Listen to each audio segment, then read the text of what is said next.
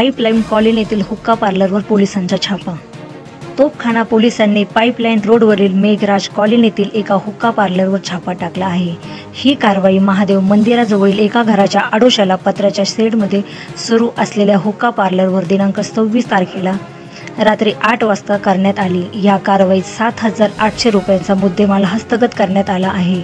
Police निरीक्षक आनंद कोकरे यांच्या मार्गदर्शनाखाली उपनिरीक्षक शैलेश पाटील आणि गुन्हे शोध पथकाच्या पोलिसांनी ही कारवाई केली आहे।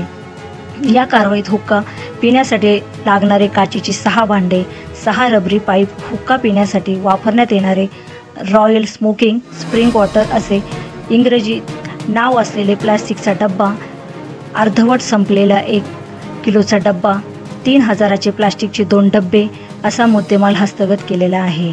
ह्या प्रकरणी फरजान जई तांबटकर वय 18 राहणार तांबटकर गल्ली, अमीर रियाज शेख वय 26 राहणार वंजार गल्ली यांच्या विरोधात तोफखाना पोलीस ठाण्यात गुन्हा दाखल केलेला आहे। सक्षम न्यूज 24 अहमदनगर। सक्षम न्यूज 24